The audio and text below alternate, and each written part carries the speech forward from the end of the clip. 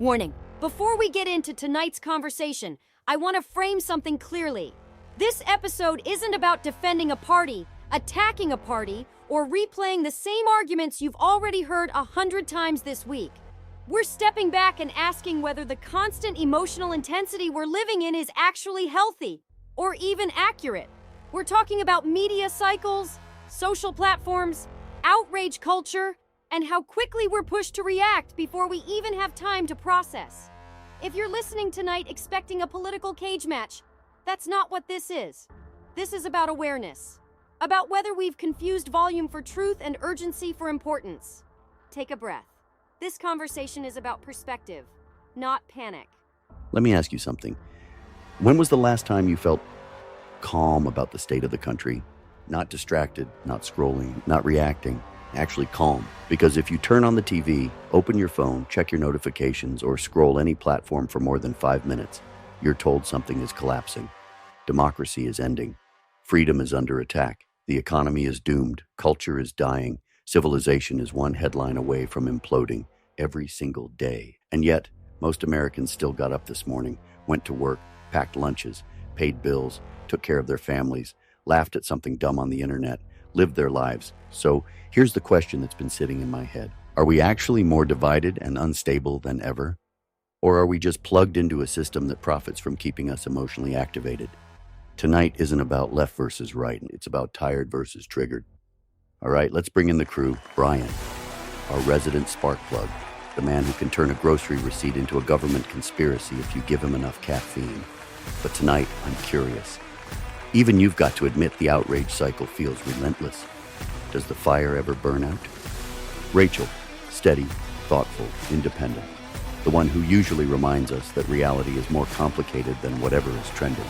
If anyone's going to separate emotional noise from actual cultural shifts, it's you, Daniel, connecting dots, questioning systems, always looking at the architecture behind the chaos. If outrage is manufactured, you're the one who's going to argue it's by design. Skylar, progressive perspective, environmental lens, systemic analysis. You're going to challenge whether outrage fatigue is exhaustion or accountability finally catching up to power structures. And me? I've been watching this country swing from crisis to crisis, headline to headline, and I'm starting to wonder if the loudest emotions in the room aren't actually the majority, just the most amplified. Let's get into it. We've built an entire culture around reaction. A clip goes viral, we react. A headline trends, we react. Some anonymous account posts a 12-second video with no context, and suddenly it's a national emergency. And here's what's wild to me. The emotional temperature of the country is being set by whatever is trending at that exact moment. Not by long-term policy, not by real-life communities, not by what's actually happening in most Americans' daily lives. It's like we're living in permanent breaking news mode, and I'm starting to wonder who benefits from that. Because outrage keeps people watching, outrage keeps people clicking, outrage keeps people donating, outrage keeps people arguing, but it doesn't keep people sane. Brian, let me start with you. You've been vocal about media bias for years. From your perspective, are Americans genuinely angrier right now? Or are we being pushed into a constant state of emotional reaction because outrage is profitable, politically and financially? Is this real division or engineered intensity? I'm going to say something that might surprise people. I don't think most Americans are angrier than they were 10 or 20 years ago. I think they're more exposed than they've ever been. Back in the day, you had the evening news, maybe talk radio if you were into it, and that was it. Now, you've got a 24-hour outrage buffet in your pocket. Every time you open your phone, someone is telling you to be mad. At the government, at corporations, at the other party, at your neighbor, and it's not accidental. Fear and anger are the most addictive emotions in media. They spike engagement, they boost ratings, they drive donations. So yeah, I believe a lot of this intensity is engineered. Not fake, there are real issues, but amplified, distorted, stretched to maximum emotional effect because calm doesn't sell ads. And here's the other thing. When you're constantly told everything is on fire, you stop being able to distinguish between a 5-alarm blaze and someone burning toast. Every policy disagreement becomes tyranny. Every cultural shift becomes the end of civilization. And that's exhausting. especially for regular people who are just trying to live their lives. I talk to folks at church, at the store, at my kids' games. They're not foaming at the mouth. They're not screaming about hashtags. They're tired. Tired of being told to panic. Tired of feeling like if they don't post something, they're complicit. The outrage machine doesn't want resolution, it wants retention. And that's the part that should bother everyone, left or right. That's interesting, because you're not saying the problems aren't real. You're saying the emotional amplification is what's distorting reality. And I think that's where this gets complicated, because outrage can expose corruption.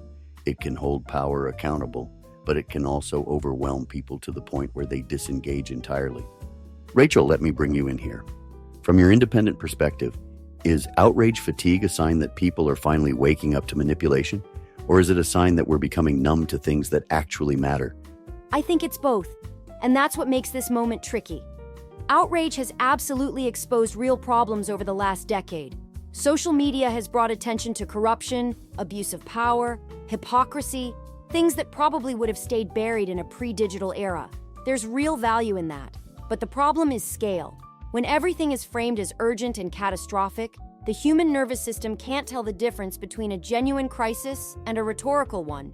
We're not built to process 5 national emergencies before lunch. So what happens? We either stay in a constant state of agitation, or we shut down. And I'm seeing more shutdown than explosion in everyday life. People nod along, they scroll, they sigh, and they move on. It's not apathy, it's emotional overload.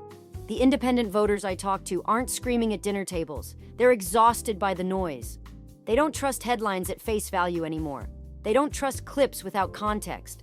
They've been burned too many times by narratives that collapse 48 hours later when more information comes out. So outrage fatigue isn't necessarily people giving up. It might be people becoming more cautious about what they emotionally invest in. But here's the risk. When fatigue turns into cynicism, that's dangerous. If people stop believing anything matters because everything feels manipulated, accountability suffers. So we're walking a line. We need enough outrage to hold power accountable, but not so much that we burn out the very people we claim to be fighting for. That's a strong point. The nervous system angle. We're not just talking about politics, we're talking about psychology. If people are overloaded, they don't mobilize, they withdraw. Daniel, you've hinted before that the chaos itself serves a purpose. Let me ask you this. Do you think outrage fatigue is accidental, just a byproduct of modern media? Or do you believe the constant emotional churn is structurally designed to keep people distracted, divided, and reactive? I don't think it's accidental at all. But I also don't think it's some secret smoke-filled room where people are twirling mustaches. It's structural. Systems evolve toward what rewards them. Media companies are rewarded for engagement. Political campaigns are rewarded for urgency. Social platforms are rewarded for time on screen. And guess what drives all three?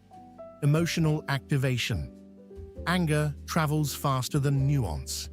Fear spreads quicker than balance. So the system naturally tilts toward whatever keeps people reacting. That doesn't require a master plan. It requires incentives. And here's where it gets deeper. When people are constantly reacting, they're not reflecting. Reflection takes time. It takes quiet. It takes distance from the stimulus. But if you keep the population emotionally stimulated, positive or negative, you keep them in a loop. React, share, argue, move on, repeat. It creates the illusion of participation without necessarily producing meaningful change, and eventually, people burn out. But burnout isn't rebellion. Burnout is retreat. So whether intentional or emergent, the result is the same. A public that's emotionally exhausted and less capable of sustained focus. That benefits institutions more than citizens. All right, that's where this conversation gets uncomfortable, because what you're describing isn't red versus blue. It's incentive structures, it's economics of attention. It's a system that doesn't necessarily care what side you're on as long as you stay emotionally hooked. And here's my take. I don't think most Americans wake up looking for a fight. I think they're pulled into one. You scroll for 5 minutes, and suddenly you're defending a position you weren't even thinking about 10 minutes earlier. That's not healthy, that's conditioning, but at the same time, we can't pretend outrage hasn't forced real conversations that needed to happen. So maybe the question isn't, is outrage bad? Maybe it's who controls the volume. Skylar, let me bring you in. From your perspective, especially looking at corporate power and systemic issues, is outrage fatigue a sign that people are manipulated by the system? Or is it a sign that people are finally overwhelmed by problems that have been ignored for too long? I think it's dangerous to frame outrage fatigue purely as manipulation, because for a lot of communities, the outrage isn't abstract, it's lived reality. Environmental disasters, healthcare costs, housing instability, student debt, those aren't media inventions, they're daily stressors. So when people express anger, it's not always because an algorithm told them to. Sometimes it's because the pressure has been building for years, and social platforms finally gave them a microphone. What looks like overreaction from one perspective can feel like long overdue visibility from another. That said, I agree the volume is unsustainable. When every issue competes for emotional dominance, important causes cannibalize each other. People can't sustain high alert mode forever, and when burnout sets in, it doesn't just hurt voters, it hurts movements. Attention splinters. Momentum fades. So I don't see outrage fatigue as proof that the problems aren't real. I see it as proof that our information ecosystem is broken. We've merged activism, entertainment, news, and monetization into one machine. That machine rewards intensity over clarity. And when clarity disappears, trust goes with it. That's a strong distinction. Outrage can be rooted in real issues, but the delivery system might be distorting the scale and sustainability of it. So maybe the real tension isn't whether the anger is justified, it's whether the environment amplifying it is healthy. Brian, let me bring it back to you to help close this out. If Americans are tired, not disengaged, but emotionally drained, what's the fix? Do we unplug? Do we reform media? Do we just toughen up? Or is this the new normal we have to learn to navigate? I don't think the fix is pretending nothing's wrong. And I don't think it's unplugging completely and sticking your head in the sand either. The fix starts with discipline. Personal discipline first. Turn the notifications off. Stop letting every trending headline dictate your emotional state. Most of the stuff blowing up online won't matter in a week. Some of it won't matter in a day. If we don't build filters, someone else builds them for us. And they're usually filtering for profit, not peace. But beyond that, I do think media has to evolve, or it's going to lose credibility entirely. People are already tuning out. You can only cry end of the world so many times before folks stop believing you. And that's dangerous when a real crisis actually hits. So the long-term fix has to be cultural. We have to reward depth again, reward context, reward long-form thinking. And yeah, that might mean shows like this, where we actually talk things through instead of throwing gasoline on it. If Americans are tired, it's not weakness, it's a signal that constant emotional escalation isn't sustainable. And maybe that's the first step toward recalibrating. I think that's the word right there, recalibrating. Maybe we're not more divided than ever. Maybe we're more stimulated than ever. Maybe the anger is real in some cases. Maybe the amplification is artificial in others. But what I keep coming back to is this. Most Americans are not living inside Twitter threads. They're living inside communities, families, churches, jobs, schools. And in those places, people are still talking, still helping each other, still showing up. So maybe outrage fatigue isn't collapse. Maybe it's a sign that people are starting to question the volume knob. And that's not weakness, that's awareness. And speaking of recalibrating, if you're tired of the noise but still care about the conversation, that's exactly why we built the Data and Dissonance brand the way we did. We're not here to scream, we're here to think. So if you want to support independent conversation without corporate filters, check out the merch store. Hoodies, hats, mugs, bumper stickers, and of course the coffee blends that keep this show running when the headlines don't. Because let's be honest, surviving the outrage cycle requires caffeine. Whether it's the light roast High Lakes, the medium Rock Creek, or the dark, bitter root French roast, we've got something that pairs well with critical thinking. Links in the description. All right, let's close this out. Here's what I keep coming back to tonight. If everything is urgent, nothing is. If every disagreement is existential, we lose the ability to prioritize. If every headline is the end, we stop believing anything can be steady. And I don't think Americans are weak. I don't think we're apathetic. I don't think we're incapable of caring. I think we're overstimulated. I think we're emotionally pulled in 10 directions before breakfast. And when that happens long enough, exhaustion sets in. But exhaustion doesn't mean surrender. It can mean awareness. It can mean you've started recognizing when your emotions are being farmed for clicks, votes, or ad revenue. It can mean you've started asking, is this worth my energy? That doesn't mean disengage from real issues. It doesn't mean ignore injustice. It doesn't mean pretend nothing matters. It means choose your battles with intention, because a healthy society isn't one where everyone is constantly furious. It's one where people can think clearly, disagree respectfully, and still live their lives without feeling like the sky is falling every Tuesday afternoon. Maybe outrage fatigue isn't collapse. Maybe it's the beginning of people turning the volume down and demanding depth instead of drama.